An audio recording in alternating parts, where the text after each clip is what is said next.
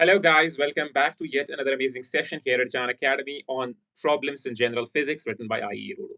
जैसा कि आपको पता है कि यहाँ पर हम चैप्टर नंबर फर्स्ट पढ़ा रहे हैं जिसका नाम है फिजिकल फंडामेंटल्स ऑफ मैकेनिक्स और इस चैप्टर में हमने क्वेश्चन 1.1 से क्वेश्चन नंबर 1.8 तक ऑलरेडी डिस्कस किया हुआ है।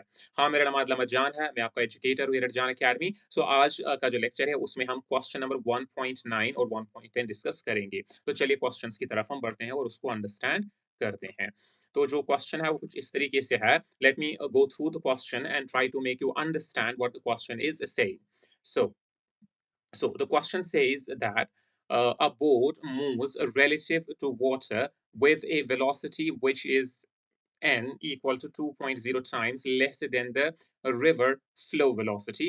At what angle to the stream direction must the boat move to minimize the drifting? तो ये क्वेश्चन कुछ इस तरीके से कह रहा है कि एक बोट है वो रिलेटिव टू वाटर। जब ये रिलेटिव टू वाटर कह रहा है तो इसका ये मतलब हुआ कि स्टिल वाटर के रिस्पेक्ट में ये बोट जो है एक वेलोसिटी से चल रही है which is 2.0 times less than the river flow velocity.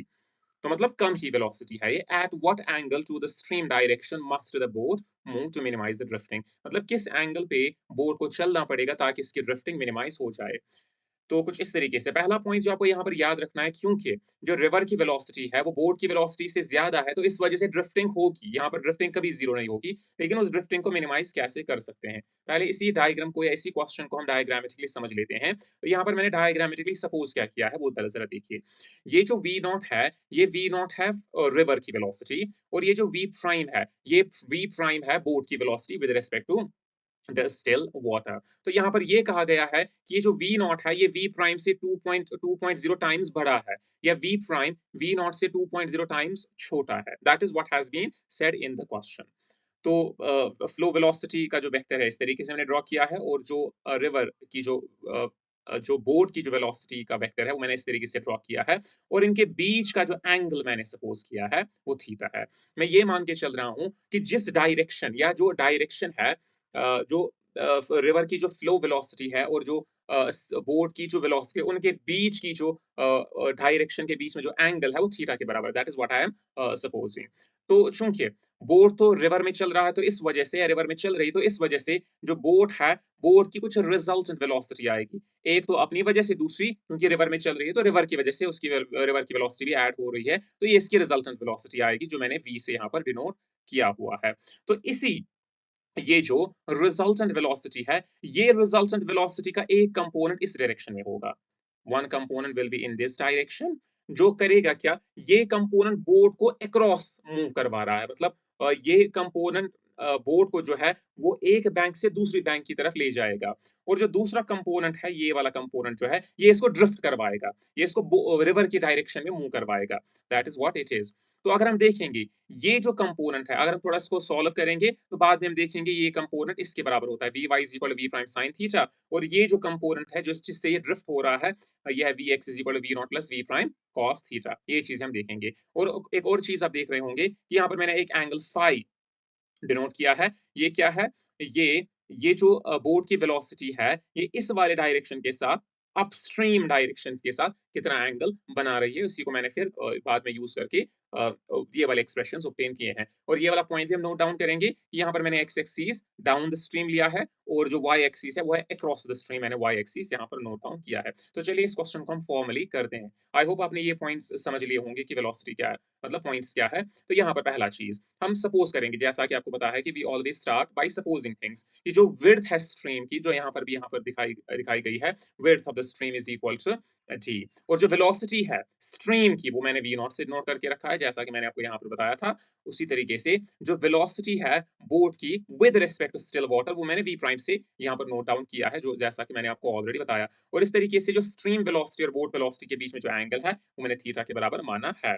तो इस तरीके से हम ये कहेंगे by given as per the question, क्योंकि इनके बीच का जो रेशियो है, वो यहाँ पर कह रहा है कि जो बोट की वेलोसिटी है, वो स्ट्रीम की वेलोसिटी से 2.0 टाइम्स लेस है या n टाइम्स लेस है। तो इस तरीके से ये वाला एक्सप्रेशन मुझे मिलेगा कि जो बोट की वेलोसिटी है स्टिल वाटर में, वो v not divided by n के बराबर होगा, मतलब 1/n times smaller than the stream velocity. इसी को अगर हम थोड़ा मॉडिफाई करेंगे, तो हमें ये पता चलेगा कि जो n है, ये होता है बराबर v naught by v prime. इस इक्वेशन को आपको याद रखना है, क्योंकि बाद में हम इस वाली एक्सप्रेशन को यूज करेंगे। So what is n equal to? n is going to be equal to stream velocity divided by the boat velocity, that is the ratio that has been given. तो इस तरीके से हम फिगर से भी clearly देख पा रहे हैं कि अगर हम यहाँ पर जो एंगल थीटा मैंने सपोज किया है और जो एंगल फाई मैंने सपोज किया है, अगर मैं इनका सम करूंगा, वो 180 डिग्री के बराबर होगा या पाई के बराबर होगा। इसी को अगर हम थोड़ा फर्दर सॉल्व करेंगे, तो जो फाई है वो होगा पाई माइनस थीटा के बराबर। तो इतनी बातें मुझे लगता है आपको समझ में आ गई होंगी। तो इसी को रीराइट कर लेते हैं।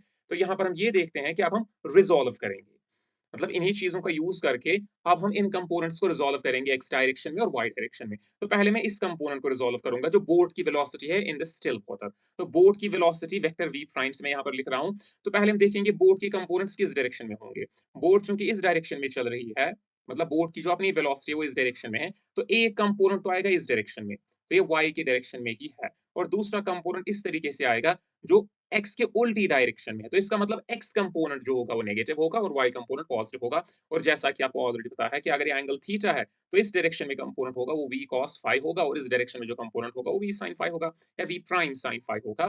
तो इसी तरीके से मैंने यहाँ पर नोट डाउन किया है कि वेक्टर v प्राइम होता है बराबर minus v prime cos phi i cap plus v prime sin phi j cap. तो चूंकि ऑलरेडी हमने ऊपर देखा है कि phi का वैल्यू कितना है, पाई माइनस थीटा, क्योंकि मुझे एक्सप्रेशंस को इन टर्म्स ऑफ थीटा ही लिखना है, क्योंकि मुझे थीटा को मिनिमाइज करना है, मुझे phi को मिनिमाइज नहीं करना है। तो अगर हम ऊपर वाला एक्सप्रेशन यूज करते हैं, तो इस तरीके से इक्वेशन चेंज हो जाती है कि वेक्टर v प्राइम होगा बराबर minus v prime cos pi minus theta i cap plus v prime sin pi minus theta j cap.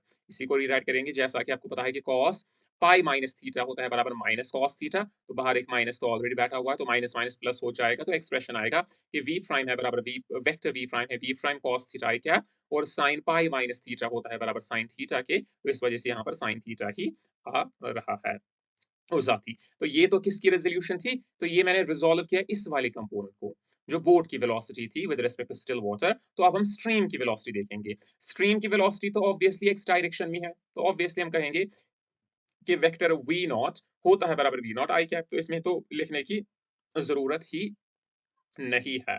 तो अब ज़रा देखिए, अगर मैं ये सपोज़ कर रहा हूँ, क्योंकि ये तो ड्रिफ्ट ड्रिफ्ट भी हो रहा है, ये जो वेलोसिटी है इसको ड्रिफ्ट कर रही है, ये वेलोसिटी इसको मतलब अक्रॉस ले जा रही है। तो ये जो वेलोसिटी चूंकि इसको अक्रॉस ले जाएगी, तो ये ड्रिफ्ट उतनी ही देर तक करेगा जितनी देर में ये इस बैंक से इस बैंक तक आ जाएगा। तो मैं सपोज कर रहा हूं कि टाउ वो टाइम है जिस जो टाइम इस बोट को लगता है रिवर क्रॉस करने में, तो उतने ही टाइम में ये ड्रिफ्ट भी हो रहा होगा। और ये भी मैं मान रहा हूं कि इस दौरान इसमें जो ड्रिफ्ट पैदा हो रहा है वो एक्स के बराबर है। तो टाउ क्या है? Tau is the time taken by the boat to cross the river during which it has drifted by an amount x। So then we can write, तो ऑब्वियसली चूंकि अक्रॉस ये वेलोसिटी इस तरीके से जा रहा है। अब मुझे लगता है आपको ये चीज समझ में आ गई होगी कि v प्राइम किस तरीके से मुझे मिलेगा। v prime is going to be equal to this way. चूंकि ये जो कंपोनेंट है ये रिजल्टेंट वेलोसिटी का कंपोनेंट है, तो रिजल्टेंट वेलोसिटी का जो कंपोनेंट आएगा, यहाँ पर मुझे रिजल्टेंट वेलोसिटी दरअसल आपको दिखानी थी, बट स्टिल तो रिजल्टेंट वेलोसिटी इनका एडिशन है। चूंकि यहाँ पर आई कैप कंपोनेंट है और यहाँ पर भी आई कैप कंपोनेंट है, तो जो एक्स की डायरेक्शन में जो कंपोनेंट आएगा वी एक्स, वो होगा v not plus v prime cos theta. मतलब इनको ऐड करना है, तो एक्स वाले को ऐड करना है। फिर यहाँ पर साइन, चूंकि ये वाला कंपोनेंट जो है, यहाँ पर y वाला कंपोनेंट कोई नहीं है, तो इस वजह से इस डायरेक्शन में जो रिजल्टेंट वेलोसिटी का कंपोनेंट आएगा v y, v prime sine theta के बराबर आएगा। तो x कंपोनेंट आएगा v not plus v prime cos theta के बराबर आएगा। तो इस तरीके से मैं ये कहूंगा कि जो टाइम ऑफ ड्रिफ्टिंग है वो है d divided by v y. V y क्या होता है? वी वाई इसका कंपोनेंट है, याद रखिए। ये जो वेलोसिटी है रिजल्टेंट वेलोसिटी, इसका कंपोनेंट वी वाई है और वी वाई ये वाला कंपोनेंट होगा। और ये कंपोनेंट किसके बराबर है? ये बराबर वी प्राइम साइन थीटा के। वही मैंने लिखा है कि d divided by v prime sine theta is going to be the velocity component. तो टाउ का वैल्यू हमें यहाँ से निकल गया। और इसी तरीके से ड्रिफ्ट किस वेलोसिटी से हो रहा है? चूंकि ये ड्रिफ्ट इस वेलोसिटी से हो रहा है, तो वी एक्स किसके बराबर है? V not plus v prime cos theta. ये चीजें इन दो से निकाली जा सकती है। इस वेलोसिटी को ऐड करना है इस वेलोसिटी के साथ, तो आपको रिजल्टेंट वेलोसिटी मिल जाएँगी और हमें यहाँ से ये पता चल रहा है कि x कंपोनेंट क्या है, v not plus v prime cos theta और y कंपोनेंट क्या है, v प्राइम साइन थीटा जो मैंने यहाँ पर फिगर में नोट डाउन कर रखा है। तो इस तरीके से मुझे ड्रिफ्ट मिल गया। तो ड्रिफ्ट किसके बराबर है? x होता है बराबर vx कि x डायरेक्शन में वेलोसिटी कितनी है और कितनी देर तक मतलब ये मूव कर रहा है। तो x is equal to vx tau तो x चूँकि vx तो हमें ऑलरेडी पता है कि vx से बराबर v not plus v prime cos theta, तो v not plus v prime cos theta times tau के बराबर ये हो जाएगा। तो अब हम करेंगे क्या? इन दोनों एक्सप्रेशंस में हम टाउ को एलिमिनेट करेंगे। तो टाउ को कैसे एलिमिनेट करेंगे कि इस वाले एक्सप्रेशन से मैंने टाउ का वैल्यू लिया और इस वाले में डाल दिया। तो x का वैल्यू क्या आएगा? v not plus v prime cos theta times tau. यहाँ पर टाउ था तो टाउ की बजाय मैं लिखूँगा d divide by v prime sin theta तो वो यहाँ पर मैंने लिख दिया है। इसी को मॉडिफाई करेंगे। ये जो v प्राइम sin थीटा है इसको मैं अंदर मल्टीप्लाई करूँगा तो x का वैल्यू क्या आएगा? x is equal to v prime divide by v not divide by v prime sin theta plus v prime cos theta divide by v prime sin theta times d। तो जैसा कि मैंने आपको पहले ही बता रखा है कि v not by v prime n के बराबर होता है तो मैंने यहाँ पर n लिखा और 1 बाई साइन थीटा होता है कोसेक थीटा के बराबर that has been written here और यहाँ पर v प्राइम कट हो रहा है और cos theta by sine theta cot theta के बराबर है तो x का वैल्यू कितना आएगा n times cosec theta plus cos theta times d। तो तो ये तो हमारा ड्रिफ्टिंग का एक्सप्रेशन आ गया कि ये ड्रिफ्ट इतना होगा। It is going to drift by this particular amount. अगर मुझे ड्रिफ्ट जो है उसको मिनिमाइज करना होगा तो मिनिमम वैल्यू के लिए क्या होना चाहिए कि जो डेरिवेटिव होगा ड्रिफ्ट का with respect to the angle theta जो चेंज हो सकता है वो जीरो के बराबर होना चाहिए। तो इसका ये मतलब हुआ कि d by d theta of n times cosec theta plus cot theta is equal to zero क्योंकि डी तो जीरो नहीं हो सकता, डी तो विड्थ है स्ट्रीम की। तो इसी को अगर हम फर्दर सॉल्व करने बैठेंगे तो अगर मैं डेरिवेटिव इसका निकालूंगा तो कोसेक का होता है माइनस कोसेक कॉट थीटा तो आएगा minus n times cosec theta cot theta minus और कॉट का होता है कोसेक स्क्वायर थीटा डेरिवेटिव इसका तो minus cosec square theta is equal to zero. तो यहाँ से हम कोसेक थीटा को कॉमन निकाल सकते हैं तो या कोसेक स्क्वायर थीटा को हम कॉमन निकालेंगे क्योंकि कॉट से भी क्या होगा कॉट से भी एक कोसेक आएगा।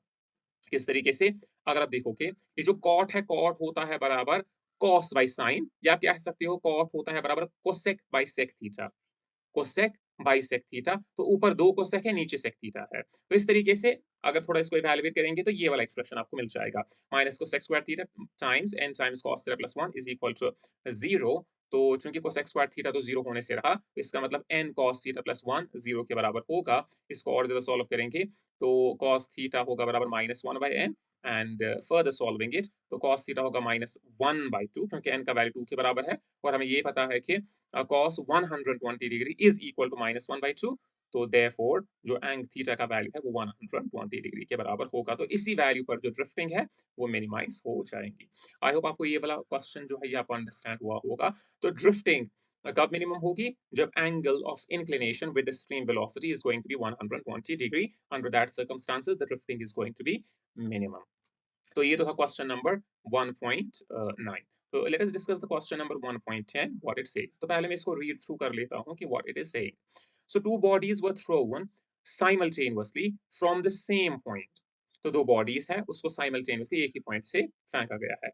One straight up and the other at an angle theta equal to 60 degree to the horizontal. The initial velocity of each body is equal to v naught equal 25 meter per second. Neglecting the air drag, find the distance between the bodies at the time t equal to 1.70 seconds later. तो कहने का मतलब क्या है diagrammatically समझ लेते हैं।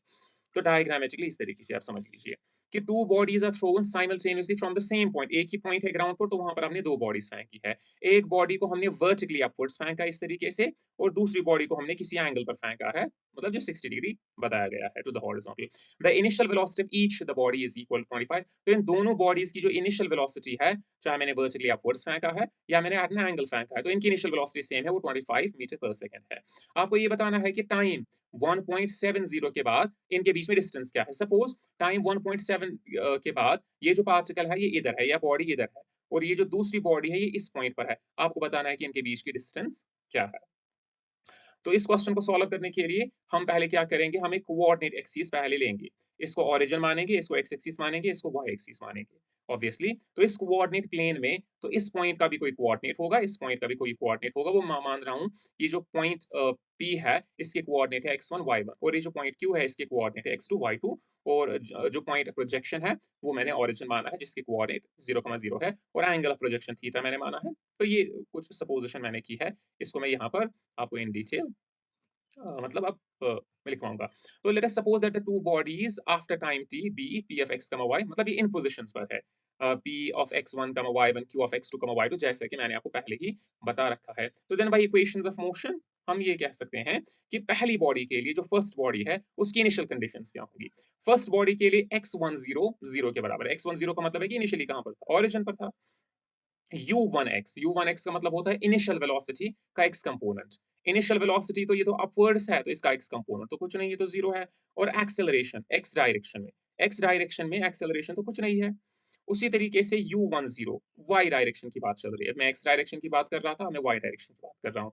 तो y10 तो 0 ही है और uy1 तो v0 के बराबर है, क्योंकि हमने इसको इसी वेलोसिटी से फेंका है। और ये जो a1y है, ये तो माइनस g के बराबर है। क्यों माइनस g है? क्योंकि ऊपर वाली डायरेक्शन मैंने पॉजिटिव मानी है और एक्सेलरेशन ड्यू टू ग्रेविटी तो डाउनवर्ड्स है। तो इस वजह से इन्हीं इनिशियल कंडीशन का यूज करेंगे हम अलोंग द एक्स एक्सिस और वाई एक्सिस, और जो कोऑर्डिनेट्स है वो निकालने की कोशिश करेंगे। तो हम इक्वेशन ऑफ मोशन का यूज करेंगे कि x1 होता है बराबर x10 plus u1xt plus half of a1xt square. तो इसी में ये जो इनिशियल कंडीशन है हम सब्स्टिट्यूट करेंगे और वैल्यू निकालेंगे। चूंकि x10 किसके बराबर है? 0 के बराबर है। u10 भी 0 है और ax1 ये भी 0 है। तो x1 किसके बराबर होगा? 0 के बराबर। इसका ये मतलब है कि ये जो p का x1 है, x कोऑर्डिनेट है, तो 0 के बराबर है। It is as obvious as that, क्योंकि ये वर्टिकली अपवर्ड्स जा रहा है, तो इसका एक्स कोऑर्डिनेट तो चेंज नहीं हो रहा है, खाली इसका वाई कोऑर्डिनेट चेंज हो रहा है। तो इसी तरीके से हम क्या देखेंगे कि ये जो y कोऑर्डिनेट है उसका वो हम इस वाली इक्वेशन से निकालेंगे। y1 is equal to y10 plus u1 yt plus half of a1 y t square. तो इसी में हम सब्स्टिट्यूशन फिर से कर लेते हैं, जो मैंने पीछे आपको इनिशियल कंडीशंस बता रखी है। तो चूंकि y10 तो 0 के बराबर है, u1y तो v0 के बराबर है और a1y तो माइनस g के बराबर है। ये सब्स्टिट्यूशन करके आपके पास ये वाला एक्सप्रेशन आएगा कि y1 is equal to v0 t minus half of g t square है। यहाँ पर स्क्वायर लिखना मैंडेटरी है because it is square here, so it is going to be square here.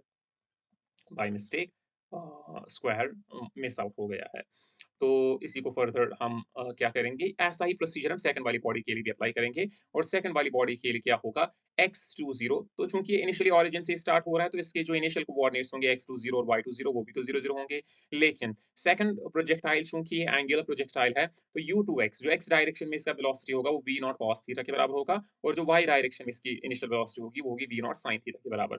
और x डायरेक्शन में जो एक्सेलरेशन होगा वो 0 के बराबर है, और y डायरेक्शन में जो एक्सेलरेशन है वो माइनस g के बराबर है, जैसा कि हमने प्रीवियसली देखा था। इसमें खाली आपके इनिशियल वेलोसिटी वेक्टर्स चेंज हो रहे हैं along the x and y direction. इसमें भी हम वही इक्वेशंस का यूज करेंगे। तो x2 किसके बराबर है? x2 0 plus u2 xt plus half of a2 x t square. तो हम ऊपर वाले एक्सप्रेशंस या जो अ, हमने इनिशियल कंडीशन से लिख रखी है उनके वैल्यूज हम नीचे सब्स्टिट्यूट करेंगे, तो हमारे पास कुछ इस तरीके का वैल्यू आएगा। क्यों? क्योंकि x2 0 तो 0 ही है, a2x भी 0 है, तो खाली ये बीच वाली टर्म बच रही है, और बीच वाली टर्म हमें देगा कि x2 है बराबर v0 cos theta times t, क्योंकि v2x है बराबर v0 cos थीटा के। तो इसको हम नोट डाउन कर लेते हैं।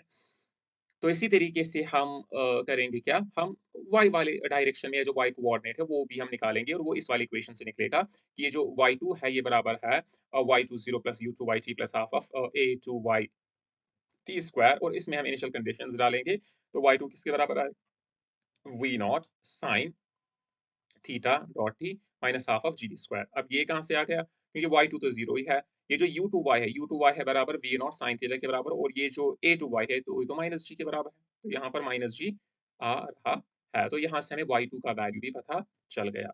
तो पीछे हमें x1 x2 का वैल्यू निकला था, यहाँ पर हमें x2 और y2 का, मतलब पीछे हमें x1 y1 का वैल्यू निकला था, यहाँ पर हमें x2 y2 का वैल्यू निकल गया। तो जब हमें इन दोनों के जो कोऑर्डिनेट्स है वो पता चल गए, तो डिस्टेंस फार्मूला हम यूज करेंगे कि पी क्यू किसके बराबर होगा, under root x2 minus x1 square plus y2 minus y1 square. तो ये जो x2 है, x2 तो यहाँ पर दिया गया है कि v not cos theta minus t dot t minus 0, x1 तो 0 के बराबर है, तो पीछे आपने देखा है। और इसी तरीके से जो y2 है, ये v not sin theta times t minus half of g d square. और पीछे आपने देखा होगा ये जो y1 है ये होता है बराबर v not t minus half of g d square, क्योंकि ये माइनस डिस्ट्रीब्यूट हो रहा है, तो ये minus v not t plus half of G T square के बराबर आ जाएगा। वही सेम मिस्टेक यहाँ पर भी हो रही है, यहाँ पर टी स्क्वायर है, यहाँ पर टी स्क्वायर है, यहाँ पर भी टी स्क्वायर है। बट इवेंचुअली ये दोनों एक्सप्रेशंस जो है half of G T square, half of G T square, ये तो कैंसिल आउट हो रहे हैं, और उसी को मैंने यहाँ पर कैंसिल आउट किया है। यहाँ पर मैं इसको स्क्वायर लिख लेता हूँ। Let me right it square here and square here. तो एक्सप्रेशन कुछ इस तरीके से हमें मिल रहा है। तो पी क्यू किसके बराबर होगा? Under root v not square cos square theta dot t square. क्योंकि ऑब्वियसली ये 0 तो आप लिख नहीं सकते। तो ये जो स्क्वायर है तो डिस्ट्रीब्यूट होगा v not square cos square theta dot t square आएगा। उसी तरीके से यहाँ पर ये कट हो रहा है, half of g d square half of g d square cut हो रहा है, तो बच क्या रहा है? V not sine theta dot t minus v not t whole square. तो यहाँ पर वी नॉट टी जो है इसको हम कॉमन निकाल सकते हैं, जो मैंने इस यहाँ पर किया है। तो पी क्यू किसके बराबर आएगा? V not square t square cos square theta, ये जो टी स्क्वायर है मैंने उस साइड से लिखा है, और यहाँ पर वी नॉट टी कॉमन आएगा, तो ये v not square t sine theta minus 1 whole square के बराबर आ जाएगा। तो पी क्यू किसके बराबर आ गया? V not t under root cos square theta plus sine theta minus 1 whole square. तो इसको एक्सपैंड कर लेते हैं, तो आएगा p q is equal to v not t under root cos square theta plus sine square theta plus 1 minus 2 sine theta a plus b का whole square या a minus b का होल स्क्वायर वाली formula को use करनी है। तो cos square theta plus sine square theta किसके बराबर है? 1 के बराबर है। So that is going to be the expression. तो ये जो 1 है, 1 प्लस 1 2 के बराबर है, तो 2 कॉमन आ जाएगा, तो इस तरीके का आपको एक्सप्रेशन मिल जाएगा। क्योंकि ये जो 2 है, यहाँ पर ये वाला 2 आ रहा है, तो ये 2 मैं कॉमन ले रहा हूँ। तो पी क्यू किसके बराबर आएगा? V not t under root 2 times 1 minus sine theta. अब हम इसमें वैल्यू डालेंगे, क्योंकि वी नॉट तो 25 के बराबर है, और ये जो टी है 1.70 के बराबर है, under root 2 times 1 minus sine 60 degree, जो इसने ऑलरेडी दे रखा था। तो इसका अगर हम वैल्यू इवैल्यूएट करेंगे, तो ये 21.9996 या जो अप्रॉक्सिमेटली 22 मीटर्स के बराबर है। तो इस तरीके से इनके बीच की जो डिस्टेंस है वो 22 मीटर्स के बराबर होगी 1.70 सेकंड्स के बाद। तो इस तरीके से आपको ये result And मिल if गया। you have I enjoyed hope this आपको ये lecture, वाला please like, share and subscribe. Until the next lecture, take care and yeah, bye bye.